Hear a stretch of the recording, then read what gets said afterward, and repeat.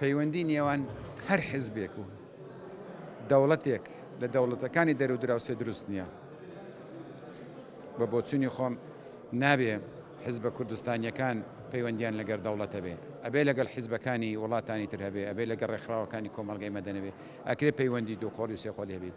بەڵام کاتێک حیزب اینجا لە باشوور بیا لە باکوور بێ پەیوەندی ڕاستەخۆی لەگەر دەوڵەت هەبوو، ئەوە من بەکارێکی باشی نازانم. ئێمە حکوومەتی هەرێمی کوردستانمانەیە، پێویستە حکوومەتی هەرێمی کوردستان پەیوەندیەکان ڕێک بخا، پێویستە ئەو پەیوەندی بە وڵاتانی دەرو دراوسێ و ئەوروپا و دوور و نزیکەوە هەبێ، نەک حیزبەکە. دیارە لە کوردستان یا لە باشوور هەرێمێک هەیە و حکوومەتێکی فەرمی هەیە، دانپێدانراوی هەیە بە پێی دەستوری عێراق.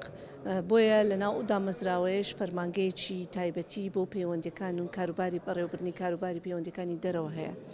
لە ڕێگەی ئەم دامەزراوەیە حکوومەتی هەرێمی کوردستان پەیوەندیەکانی خۆی لەگەڵ دراوسێ لەگەڵ وڵاتان ڕێک دەخات.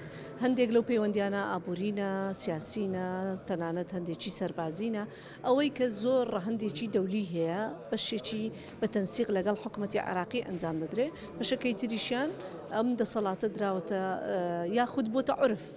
چونکە هەبوونی هەرێمی کوردستان، ئەزمموی هەرێمی کوردستان ئەزممونێکە واقعێک فەرزی کردیە بەر لە تشکیل بوونی حکوومەتی نوێی عراقی لە دوای ڕوخانی حکوومەتی بەعس.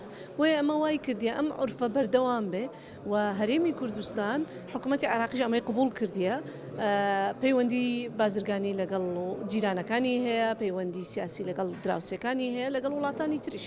بە بۆچوونی من ئەم پەیوەندیانە دەبێت ڕێک بخرێن. چۆن ڕێک بخرێن؟ بۆ نمونە ئەگەر پەیوەندیەکان پەیوەندی حزبە لەگەڵ حزب، ئەمە حاڵەتێکی نۆرماڵە. مەسەلەن ئەو وڵاتانەی دنیاش کۆمەڵک ئەحزابی سیاسی ئیدارەی وڵاتانە دەکەن، ئەو حیزبانە لە ناو حکوومەتن لە معارەزەنە، بۆیە دەکرێت ئەم حیزبانە پەیوەندیان لەگەڵ یەکتر هەبێ، یان حیزبەکان نوێنەریان هەیە لە ناو تشکیلەکانی حکوومەت، دەکرێت لە ڕێگای نوێنەرەکانیان ئەو پەیوەندیانە بەردەوامی پێ بدەن. لە هەرێمی کوردستانیش بە هەمان شێوە ئێمە دەبێت دوو شت یەکلا بکەینەوە لێرە.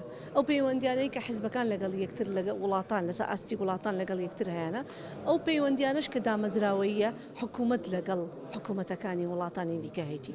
بۆیە هەرێمی کوردستانیش دەبێت بەو ئاراستەی پەیوەندیەکانی خۆی ڕێک بخات.